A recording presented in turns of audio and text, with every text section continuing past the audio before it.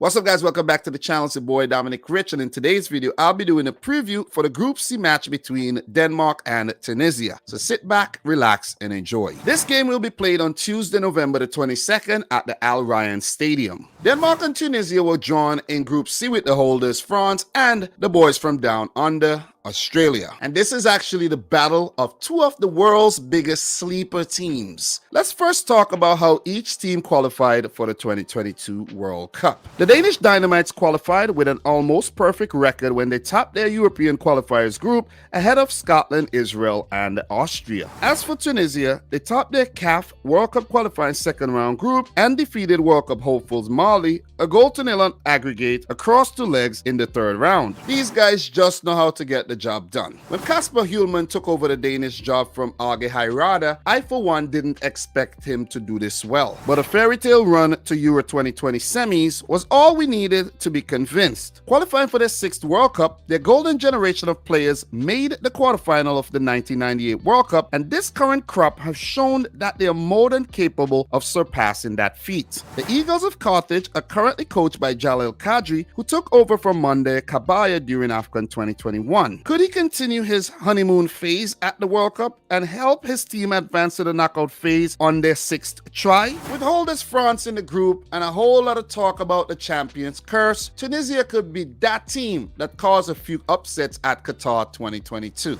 Legend Appreciation Post. For Denmark, Michael and Brian Laudrup. Michael represented the Danes in 104 internationals, scoring 37 times between 1982 and 1998. While for Brian, he made 82 appearances between 1987 and 1998, scoring 21 times. The brothers were both involved in Denmark's triumph at Euro 1992 and the 1995 Confederations Cup. Michael Laudrup represented Denmark at the 1986 World Cup, while they both represented their nation in the 1998 event. For Tunisia, Hatem Trabelsi. The former Ajax and Man City right-back represented Tunisia at three World Cups, 1998, 2002, and 2006. He won gold at the 2004 AFCON and went on to make 66 caps for the Eagles before retiring early at 29 years of age. Let's talk a bit about the head-to-head between Denmark and Tunisia. The teams have met once in an international friendly back in 2002, which was played in Japan before the 2002 World Cup. The Danes won the game 2-1. Let's talk a bit about the form for both Denmark and Tunisia heading into the World Cup. Let's start with Denmark, who played their opening game against Tunisia, then they face France, then Australia. Before the World Cup, they managed to defeat France back in September in the Nations League 2-0. That was actually some great warm-up. And if you go further up to June 3rd, they also defeated France 2-1. So they're coming into that game against France as favorites. So it's fair to say that they are in very, very good form, losing narrowly to Croatia on two occasions and once to the Netherlands in a friendly isn't bad, but quite a few convincing wins. Now let's move on to Tunisia. As for Tunisia, they've had a lot of preparation. 2-0 win against Iran there. That's a friendly a couple days ago. You go back to September, they lost 5-1 to Brazil. It's expected. 1-0 against Comoros in a friendly. You got to give it up to Tunisia, man. Ever since Jalil Kadri took charge during the AFCON there, they've looked a lot better as a unit. Monday Kabaya was being heavily criticized for the way he,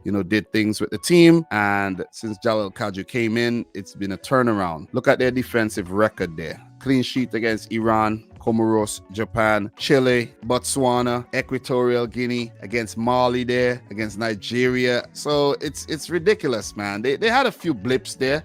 You go back to all the way in the AFCON where they lost to Mali, but got the better of them in the World Cup qualifiers as well. Gambia they lost to, and Burkina Faso. So they uncharacteristically lost games in that tournament setting and will be hoping to turn their tournament fortunes around at the 2022 World Cup. So it's fair to say that Tunisia is going to be a very tricky team to play. After playing Denmark, Tunisia will play against Australia and their final game against France. And I think it's set up very, very nicely for them to do something massive in this group. Let's talk about the players to watch for both Denmark and Tunisia. To first start with their goalkeeper. Number one goalkeeper Kasper Schmeichel He's 36 years these days. He's playing for Nice, moved on from Leicester. We know how good he is for the national team, but he's been struggling with his club. So let's see if he could turn his form around. So he's going to be a key figure, a very inspirational player as well for the Danes. We move up, and look, I know they have some quality defenders, but one player I want to talk about particularly is Joachim Andersen, and he's currently at Crystal Palace. Formed a really nice partnership there with Mark Guehi over there, and Palace have been picking up some great results since he joined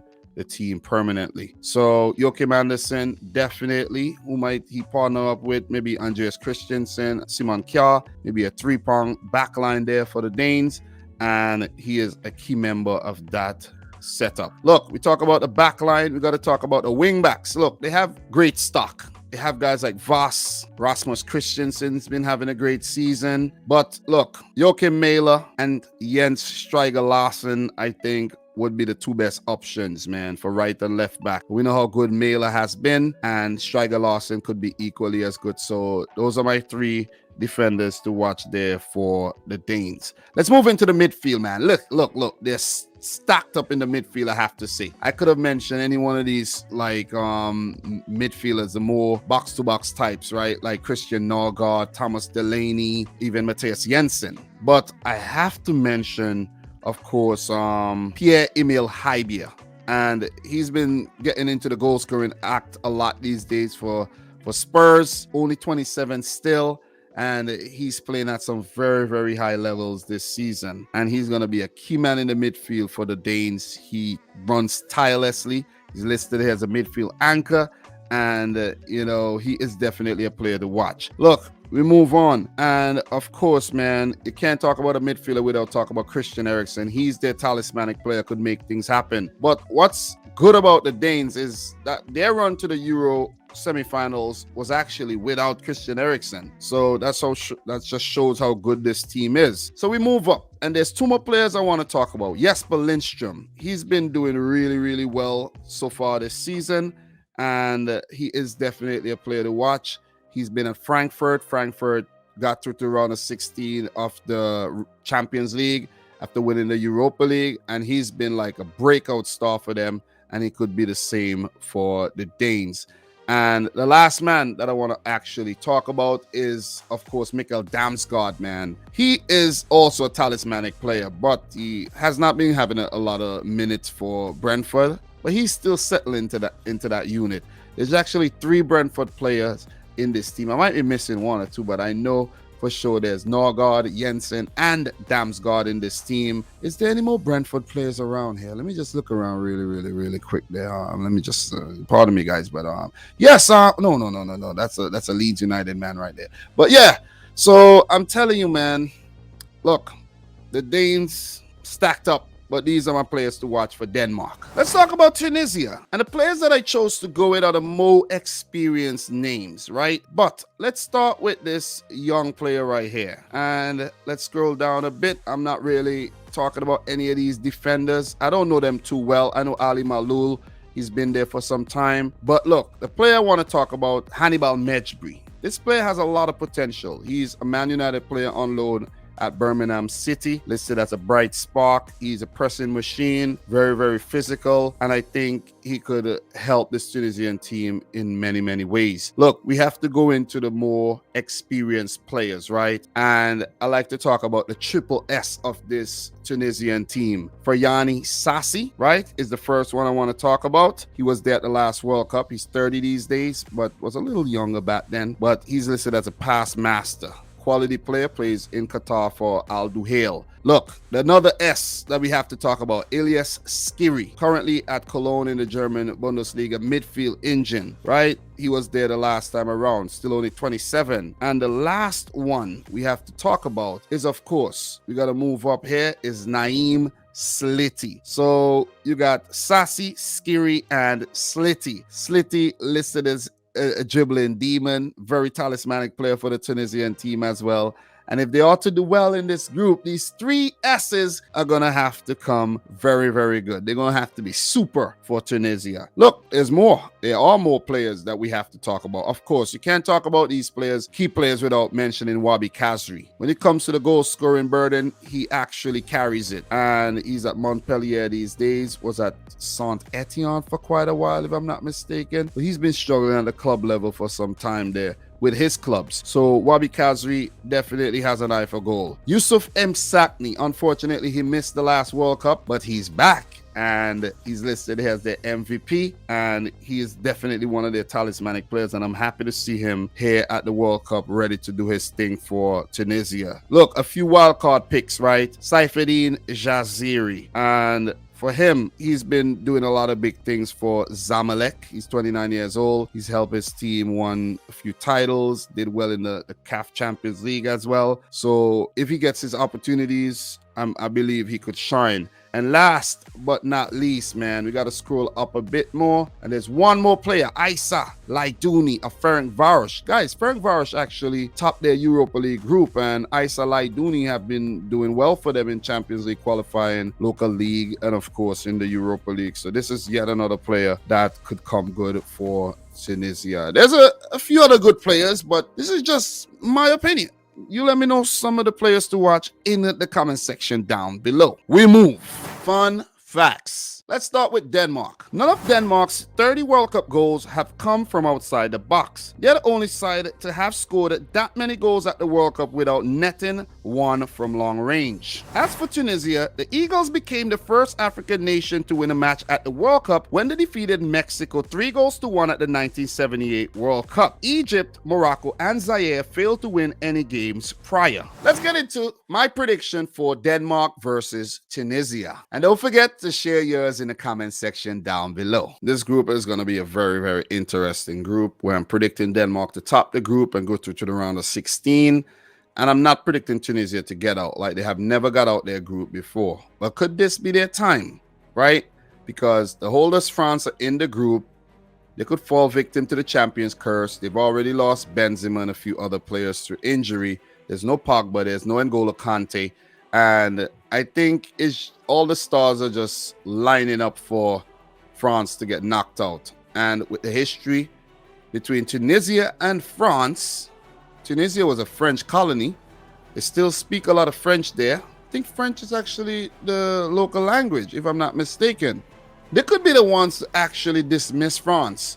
Whether they're going to take them down into the fire with them, or whether they're actually going to pull them down and get out. You see what I'm saying? It's left to be seen. But it's imperative that they pick up a good result here against the Danes. I mentioned that these teams are two of the biggest sleeper teams in world football. And the reason why I say that is because most people don't expect Denmark to do well. Maybe now they do. But Tunisia is a team that we always underestimate. I didn't even predict them to qualify for the World Cup. I predicted Mali. And look at where Tunisia is at. And Mali's at home on their couches watching World Cup football on TV and streaming services. But look, I think it's going to be a tough game here for Tunisia. I don't think they're defensively very, very good. It's going to be rough against the Danes, but they could surprise. They really could shithouse their way to a 1-0 win or 0-0 draw or 1-1 draw. I believe they can. But what I've seen from this Danish team over the last few years is consistency, the dynamism, the directness, and they're good all across the field in all departments. And I think they go into this as favorites. And once everything goes well for them, I think they'll come out winners. I think they will come out winners. And I'm going to go for Denmark to win the game 1-0. It's not going to be a huge margin. You're going to have to scrap for it. It's going to take some game management after they get that goal. Or if it's a late goal, they're going to have to really fight for that goal. But I don't think it's going to be a pushover against Tunisia at all.